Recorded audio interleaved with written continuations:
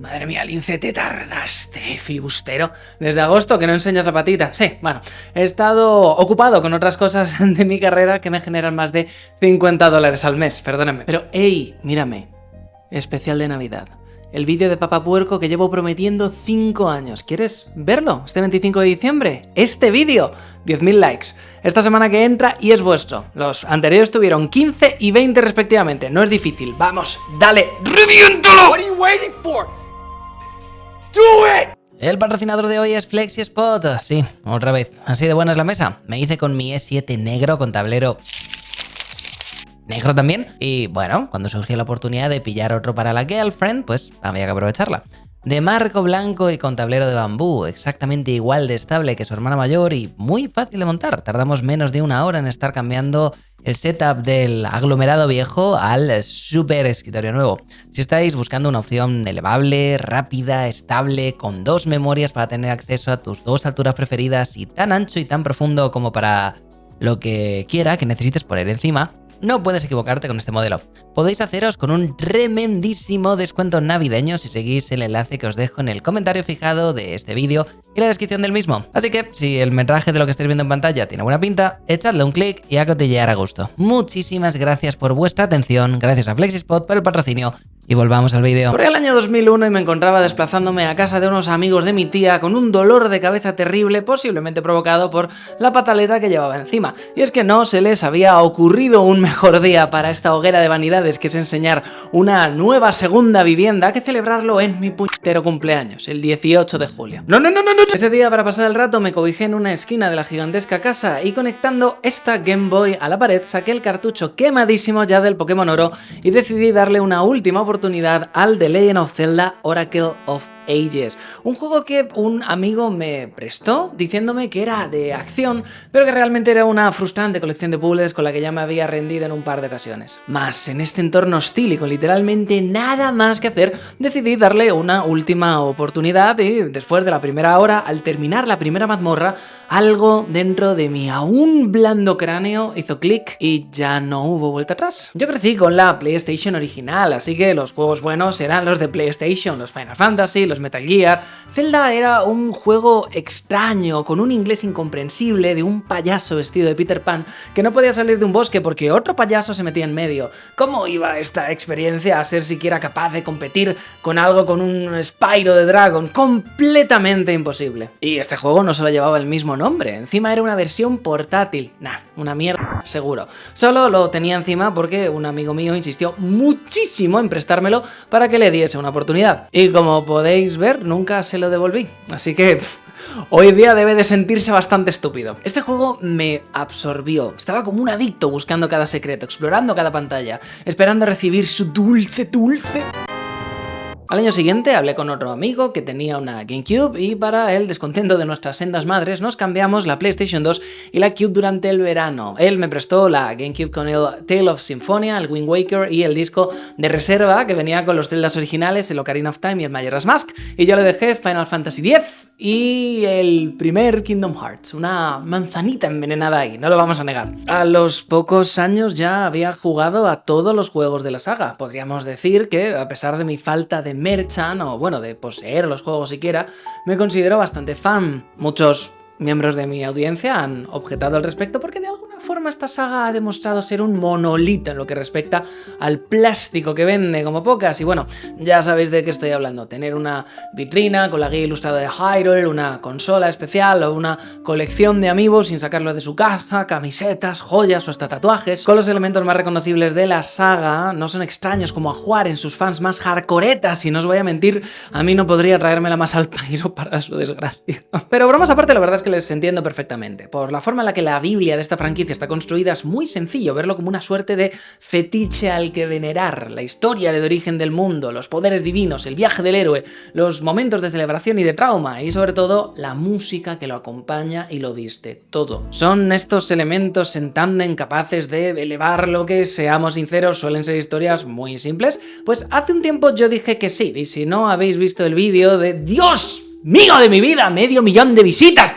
¿por qué no haré más vídeos de Nintendo? ¿Por qué le tengo tanto miedo al éxito? El resumen sería que Breath of the Wild es muy reiterativo de toda la saga en lo que a construcción de mundo y elementos como la música respectan, pero lo utiliza para apretar y retorcer el corazón si entiendes de dónde vienen esas referencias, que el título tiene una conversación del palo, si entendiste la referencia, aplaude, pero sabe utilizarlo mucho a su favor y por ende yo al menos se lo perdono prácticamente todo. Es de mis celdas favoritos y no soy especialmente amigo del género del mundo abierto, o sea que eso ya debería de hablar suficiente. Es otro de estos celdas que tienen a la comunidad dividida, algunos están húmedos como yo y otros no conectaron con su aproximación al gameplay, con su sutilidad de tirar al niño a la piscina para que aprenda a nadar o las mecánicas nuevas como las armas que se parten si las miras fijamente más de 5 segundos seguidos. Pasan 6 años y nos llega una segunda parte, perdiendo el número por el camino por alguna razón. ¡Dinero! Y se rebautiza Tears of the Kingdom.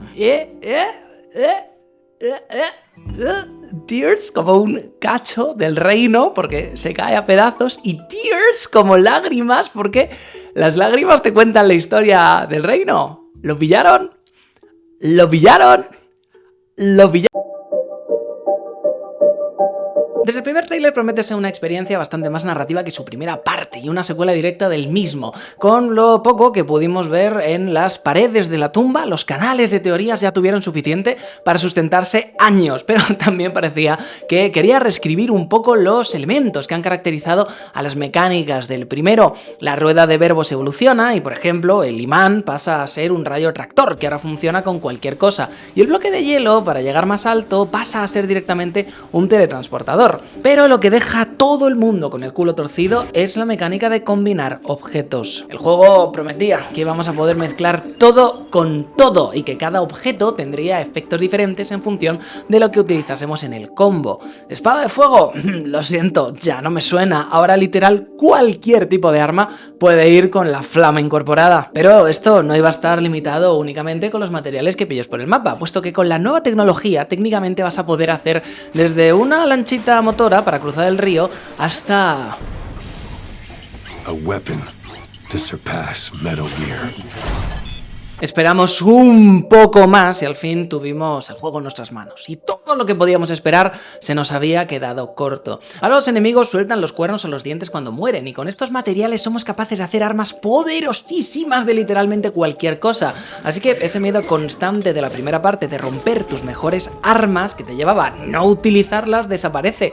Porque ahora, si se te rompe tu katana de cuerno de iguana, tiras otro al suelo y a seguir matando enemigos. Ahora cuando ves un campamento, merece la pena destrozar tus armas para limpiarlo, porque el loot te va o a devolver tus armas y además darte un premio mejor o darte mejores materiales para hacer armas mejores, a menudo las dos al mismo tiempo. Pero esta nueva mecánica ahora va más allá del daño que haces. Ahora tu equipo puede utilizarse para todo. Por ejemplo, favorito de todos los presentes, mezclas un cohete con un escudo y estás listo para salir volando. Pero esto no significa que si te metes en un santuario puedes hacer trampa muy fácilmente. Sí, significa exactamente eso. ¿Te está dando por saco este puzzle en específico? Pues al toque, mi rey. Te me cuidas y nos vemos en la próxima.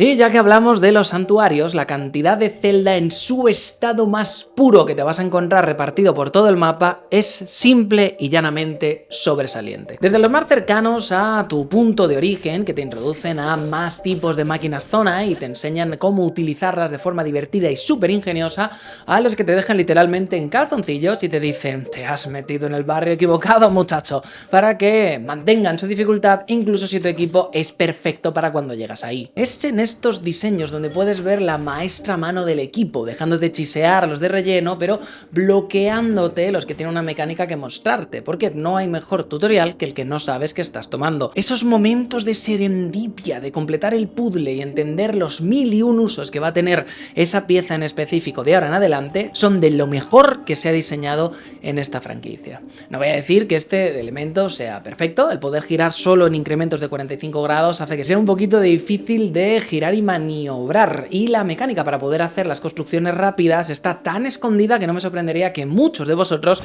no supieseis siquiera que existe. Pero el diseño de las máquinas como objetos comunes o juguetes para que todo el mundo sepa de qué van con solo mirarlos y la genialidad de los templos hace que perdone todas esas veces que estaba intentando separar un objeto de otro y termina colapsando la construcción entera porque estaba agitando la pieza equivocada. Pero bueno, si las pierdes siempre queda volver al cielo, a meterte a los gachapones. ¡Ay, Dios mío, que no hemos hablado aún del cielo! Todas estas piedras que caen al suelo provienen de las islas del cielo. Estas edificaciones que hemos podido ver en los trailers y en todo el arte que publicita este título. Al comenzar nuestra aventura vamos a estar pululando en la más grande de todas, la central. Es otra villa tutorial como en el primero, un pequeño sandbox antes del otro sandbox. En estas primeras horas vamos a perder nuestra parabela y vamos a tener que aprender a valernos por los poderes nuevos y las máquinas zona y más sencillitas para suplir lo que se nos ha quitado. Pero una mecánica que vamos a tener que tener muy en mente de ahora en adelante es la de dejarnos caer.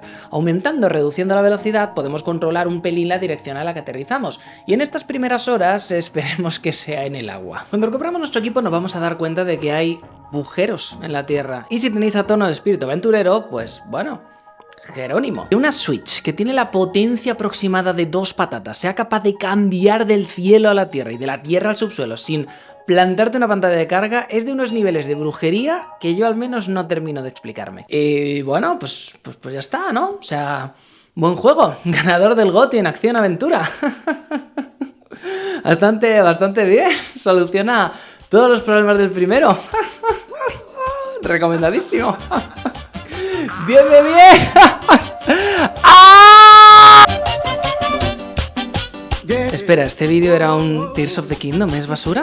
Always has been. ¿Cómo nos la metieron por el culo con el tráiler ese que se venía una segunda historia, Por segunda vez, si es que no aprendemos. El tráiler original de Breath of the Wild, con las escenas de Link luchando cuando atacan a Zelda, todos los personajes colaborando juntos, la subida de la música en el momento adecuado. ¡Dios, cómo me puso este tráiler la primera vez que lo vi! Una pena que esté publicitando un juego que no existe. Y a ver, no pasa nada porque estoy satisfecho con el primer juego. De mis favoritos, bla bla bla bla, pero ¿cómo tienes la desfachatez de hacerlo otra vez, Nintendo? Un tema recurrente con este juego es preguntarte a ti mismo cómo pudieron hacerlo otra vez. El mapa, el mismo. La música, a ver, si funciona, ¿para qué cambiarla? La aventura, la misma. La historia, no solo es que sea la misma, punto por punto, es que es la misma, pero peor. You can't keep getting away with it! Si decimos que Link traga ver, se hace más fuerte y se alía con Zelda y mata a Ganondorf, podríamos estar hablando de un 80% de esta saga. No es conocida precisamente por su originalidad a la hora de contar nuevas historias, pero aun con esto ese muchas veces ha sido su fuerte. Sabemos que tenemos que buscar sabios, reunir la Trifuerza. La Trifuerza, ¿os acordáis? Ellos tampoco. Y la espada maestra y partirnos la cara contra el moreno con la ayuda de la princesa Zelda. Pero Zelda puede tener identidades secretas, la espada maestra puede conseguirse muy fácil, pero estar dormida y tener que despertarla. Hyrule puede ser distinto en cada historia o directamente podemos abogar por algo completamente diferente. Al menos así era hasta el Tears of the Kingdom, porque ahora no me estoy refiriendo a que la fantasía que cumple la saga no sea familiar, me estoy refiriendo a que es la misma mierda otra vez. De verdad, empiezas en una isla alejada de todo, que te dan tus poderes base y te permite familiarizarte con ellos antes de saltar a la gran aventura. Una vez en el mapa te harás más fuerte visitando santuarios y completando puzzles de 4 en 4 para poder escoger si queremos mejorar nuestra vida o nuestra estamina. ¿Dónde están? En el mismo sitio en el que estaban antes, no vaya a ser que te pierdas. Cuando mejoremos podremos adentrarnos en 4 mazmorras de temáticas de agua, de aire, de rayo y de fuego y enfrentarnos a un jefe que nos dará la habilidad elemental de un compañero y al acabar los 4 podremos adentrarnos en la mazmorra final y darnos de palos contra Ganondorf para terminar el juego en una batalla que parece muy épica, pero que verdaderamente es imperdible. Podrás aumentar el tamaño de tu bolsa encontrando y ayudando a los Colocs, no podrás equiparte la espada maestra hasta que no seas así de alto para poder montarte la montaña rusa y cualquier epicidad de la historia va a estar relegada a flashback del pasado en los que ni pinchas ni cortas. Pero es que ¿por qué hay que hacer esto otra vez? ¿Ocurrió siquiera el primer juego? No lo sé. Todo el mundo se queja de que han desaparecido las torres Sheikah, pero sinceramente está lejos de ser lo que más me molesta a mí. Vas a tu casa y ya no es tuya, ahora es de Zelda. Hablas con la gente del pueblo, no te conoce nadie. Hablas con el constructor que te la vendió en un primer momento, tampoco te conoce. Primera vez que nos encontramos. Ay no, Lince, es que se está haciendo el tonto. Claro, y el colo que esté gordo se está haciendo el tonto también, porque que no te conozca después de haber estado cientos de horas tirándose unos pasitos contigo, me parece que es de que te importe tu continuidad lo que viene siendo una puta mierda. Todo el mundo habla de un espadachín legendario, pero nadie se cree que pueda ser tú. Bueno, menos el clan Yiga o Prunia, que para ellos es como si no existiese otro NPC en todo puto Hyrule. Toda la mierda te la enganchan a ti, porque claro, lo hiciste tú, es cosa tuya. ¿Qué ocurrió entonces, Nintendo? ¿Me puedes pasar la timeline oficial de lo que pasó en la primera parte para que te la pases bien por el forro de los huevos como con la otra? He can't keep getting away with it! Y lo peor son los pobres fans intentando hacer 50.000 teorías justificando lo injustificable cuando la verdad es tan, pero tan sencilla que les da igual, que se la puta es canon. Lo que no me haga tener que hacer escribir otra línea de diálogo para no tener que justificar el mandarte a recoger arroz. Y el primer juego era todo azul y moradito y este es todo verde y dorado porque patata. Apártese usted que no va con la gama cromática. Que han vuelto los recuerdos, tú.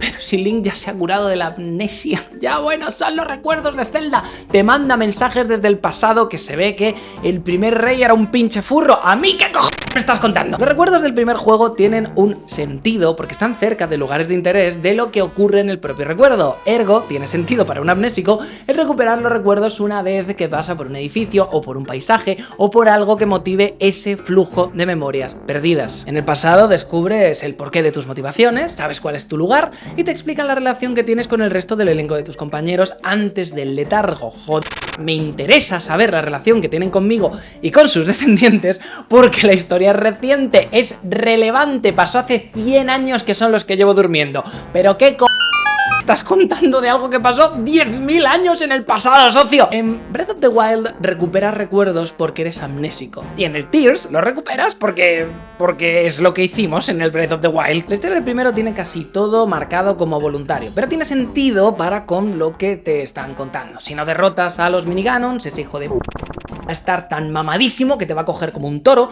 Viajar por el mundo y perderte te permite recuperar recuerdos y en estos no solo tienes conexiones con tus panas, también ayuda de alguna forma a que entiendas cuál es tu lugar como el héroe del que todo el mundo habla, el que todo el mundo dice que eres. Luego haces las pruebas, hablas con los tipos de tu pasado y cierras esa relación con un poder que te ayudará hasta el fin, con un lacito muy bonito. Aunque esta forma me pueda parecer mejor o peor para contar una historia, es innegable que había momentos que de verdad te dejaban claro el peso dramático que es capaz de conseguir este equipo cuando quiere. Pero el segundo es tan malo que parece relleno de Naruto. No solo eso, es como si hubiesen mandado un WinRAR con todos los episodios sin nombrar. Así que no solo es relleno, es que está desordenada. Que para desbloquear los primeros recuerdos te piden que te despeñes en las esquinas del mapa y para los últimos puedes llegar andando. ¿Quién cojones ha diseñado esto? Y eso es para la historia voluntaria, pero no te preocupes, que si solo vas a la obligatoria, tampoco va a ser mucho mejor. Esta cinemática de mierda.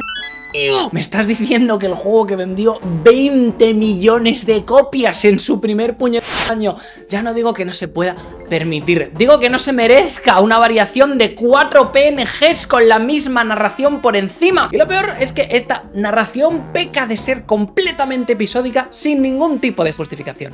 Llegas a un sitio, ves que Zelda está así de espaldas, se pone a hacer el mal, te reúnes con el compa dice: ¡ay, Zelda está haciendo el mal! Te metes a la mazmorra, te la terminas, te suelta el rollo de que Ganondorf se swipeó a los Avengers y te dice que te toca a ti poner la carita y Zelda despega de nuevo. ¿Me estás diciendo de verdad que para la 4ª vez que Link ve a Zelda en el horizonte, ya habiendo recuperado la espada maestra, muchos o todos de los recuerdos de las lágrimas y ya habiéndose encontrado con el mismo percal otras 3 veces en el pasado, me estás diciendo que de verdad están jodidamente lerdo que tiene todavía que recibir esa información. No le ha terminado de quedar claro de qué va la jodida vaina. Link, Zelda está haciendo maldades. Pero claro, el juego no puede variar porque tiene que darte la posibilidad de acceder a cualquiera desde el primer momento. Y por ende, pues bueno, vuelve a disfrutar del PowerPoint. Insisto, en Breath of the Wild te han dejado en letargo, pero los espectros con los que concluyes la aventura eran tus panas, los hace relevantes. En el Tears vivieron hace tantísimo tiempo que la conexión es nula. Son una carcasa para la exposición, literalmente, porque por no animar el mismo PPT 4 veces no les animaron ni los labios moviéndose. Unas mascaritas y a correr. Me han dicho que esta gente está obsesionada con las máscaras, seguro que hasta lo agradecen. ¡Las mazmorras! Una mazmorra de Zelda solía tener 3 elementos jugables que eran capaces de construir perfectamente el uno sobre el otro. Primero explora los niveles a los que tienes acceso. Consigues llaves pequeñas para poder afrontar los desafíos poco a poco y no encontrarte con un reto para el que aún no estás preparado y que te pienses que es por ahí y te frustres y lo dejes. En el early game tienes como objetivo el familiarizarte con la mazmorra, la atmósfera y los enemigos que tiene, y por ello suelen estar caracterizados por encontrar el mapa, la brújula y las llaves pequeñas.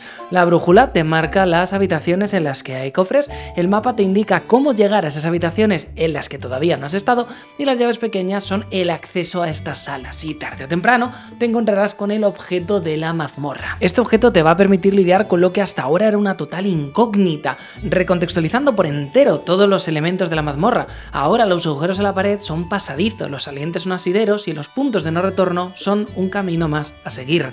Con este conocimiento y tu nueva arma, herramienta o a veces ambas al mismo tiempo, consigues el último cofre que necesitas para avanzar, el de la llave de la sala del boss, y cuando entras por el mismo te espera un encuentro en el que debes utilizar tu nueva herramienta para que se vuelva vulnerable y proceder a partirle la madre hasta el... Ahora pues... bueno... ¿para qué molestarse? Este es el mapa, esos son los 5 puntitos que brillan en el mapa, así que tira para allá en el orden que te salga de las narices y dale a los botones, ya aparecerá algo. Tírate un cohete o algo y vete a farmear mapas y total, no sé ni lo que estás haciendo aquí. Esta mazmorra es un completo bajón comparado con los elementos que están perdidos en el mundo abierto. Hasta el ascenso para poder llegar hasta aquí ha sido más divertido que la propia mazmorra.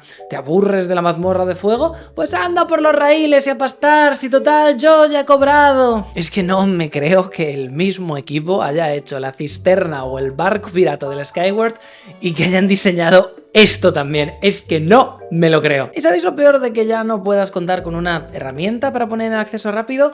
Que mata todo el ritmo. Porque no sé a quién se le ha ocurrido que lo mejor que puedes hacer con este sistema es craftear los objetos uno a uno, pero es que en los combates pasas tanto tiempo perdido en los menús que termina siendo más dinámico. Un puñetero juego por turnos. ¿A quién se le ocurrió que esto era una buena idea? ¿Cómo tienes un verbo en la rueda para volver a montarte un Megazord, pero tienes que hacerte las flechas de fuego de una en una? Que esa es otra.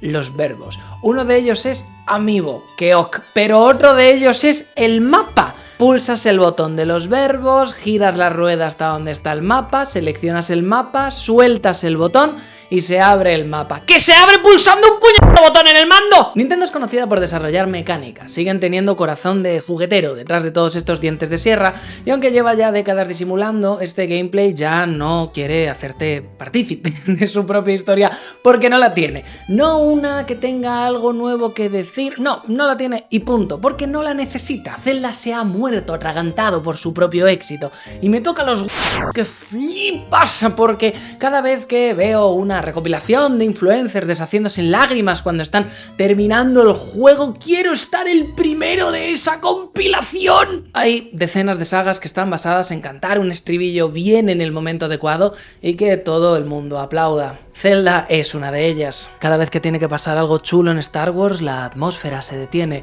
John Williams se levanta del sofá con los 92 años que se gasta para cobrar un último cheque preguntándose a sí mismo si será el último, y el tema de la fuerza vuelve a dotar de peso al enésimo Deus Ex Machina y todo el mundo aplaude.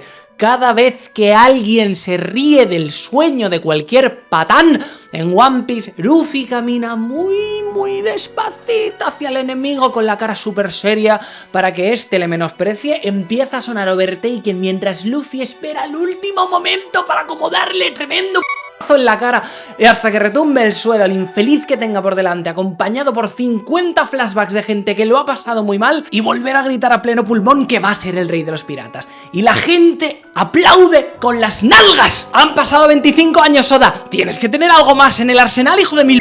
Esta bastardización de la leyenda artúrica, con el héroe con la espada mágica cumpliendo el círculo del héroe de Campbell, salvando a la princesa con poderes mágicos, capaz de deshacerle la cara a Satanás con un gesto airado, uniendo fuerzas para salvar el mundo, es mi puta mierda. Se me hace un nudo en la garganta solamente de hablar de ello. Pero joder, tienes que darme algo, lo que sea, por el amor de las tres diosas. Ahora pasa el tiempo y me siento un cínico y un amargado por hacer un vídeo hace más de un lustro diciendo que Breath of the Wild me ha cambiado la vida y que ahora la segunda parte me está sentando como si me hubiesen puesto una chincheta en el taburete. Pero es que no puedo con él. Los elementos que aportaban un mínimo a la mística de la primera parte han sido sustituidos sin pedir perdón ni permiso por trucos baratos para darle un mínimo de legitimidad a las nuevas mecánicas. Mecánicas que en el primero tenían una razón obvia de ser y ayudaban a entender tu misión mezclándose con las, bueno, objetivamente peores mazmorras, pero que construían a la fuerza una historia que, aunque peor de lo que cabría esperarse, tenía esos pequeños golpes de genio a los que nos tenía acostumbrados este equipo, capaces de darte un vuelco al corazón. Pero tras el bis para el que se han tomado 6 años, vuelven y se ponen a repartir los mismos elementos mecánicos con un sombrero nuevo sin justificar una mierda porque funcionan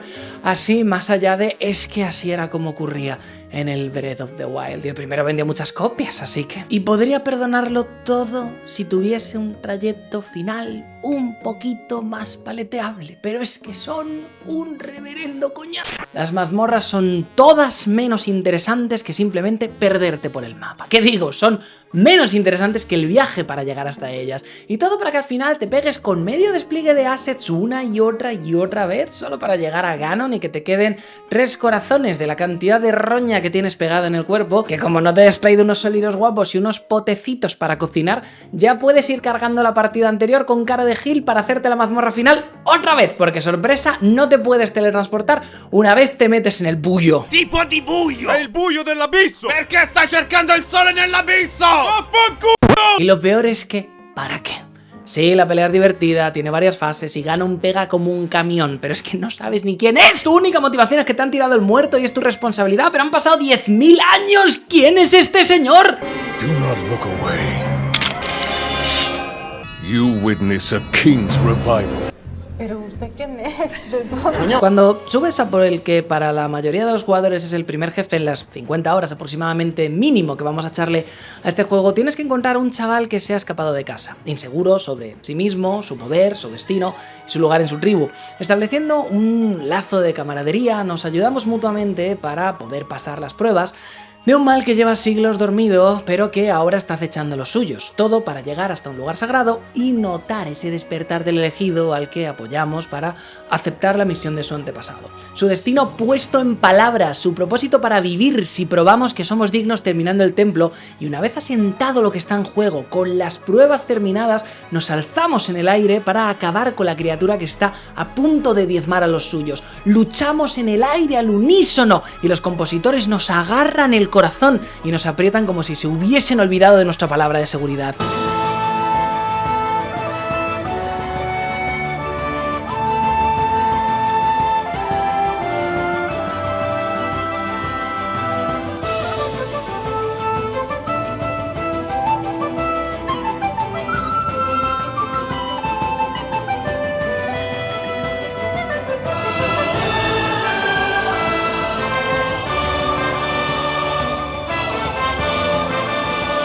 Pues 10 horas y ya hemos hecho pico en el juego. Espero que te lo hayas pasado bien porque vas a pasar lo que te resta esperando que se cargue la burbujita o el rayo de los huevos.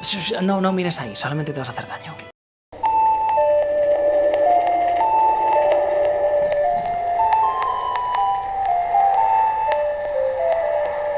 Tras el fiasco de potencia que fue la Nintendo 64 comparándola con la PlayStation, todo el mundo estaba hambriento por algo más, por algo mejor. Y en la ya infame demo técnica del E3 en la que se presentó la GameCube y se pudo ver cómo sería un Ocarina of Time con la tecnología nueva, eso asentó un prejuicio, un paradigma, un deseo. Los foros estallaron con teorías de cómo sería el próximo Zelda y la respuesta fue, bueno, poquito controversial. Wind Waker fue odiada como ninguna otra entrega antes de la historia de la saga. Ahora Toon Link es una mascota reverenciada y el avatar de medio internet, pero en el momento todo el mundo pensaba que este juego iba a ser el principio del fin, y tiene gracia porque fue un poco el Breath of the Wild original. Juega con elementos muy similares: mapas, tesoros, exploración, minijuegos, mundo abierto de verdad, lugares inaccesibles hasta que no tienes X herramientas, y también la carta de los elegidos, el destino de los sabios al que no puedes escapar, y la idea de que la batalla se perdió hace ya mucho tiempo. En este juego tardas muy poco en salir de aventura, sintiéndote pequeño en un mundo que ahora se te queda demasiado grande. Te encuentras a Ganon por primera vez muy pronto y lo presentan a la perfección, solo, hablando despacio, con leves gestos, solo con la música y la atmósfera sabes que lo que tienes delante es una fuerza de la naturaleza, algo más poderoso que cualquier cosa a la que te hayas podido enfrentar hasta ahora. Y bueno, te despacha como el insecto que eres. Para poder seguir adelante tienes que embarcarte en un viaje tratando de juntar las piezas rotas de este mundo. Tienes que calmar un dragón desbocado, tienes que curar un árbol sagrado, tienes que encontrar una bestia marina que se ha desdibujado por su propia leyenda. Son 3 en lugar de 4, pero a estas alturas esta estructura nos debería de ser similar. Con su ayuda a tus espaldas te sientes de alguna forma más seguro, capaz de afrontar las pruebas que te dan esas herramientas para salvar lo poco que queda del mundo, una espada dormida y la trifuerza del valor. Pero esta espada también necesita de dones pasados para despertarse, y aquí jugamos por primera vez esta carta de los sabios que necesitan la guía de sus antepasados para cumplir su objetivo.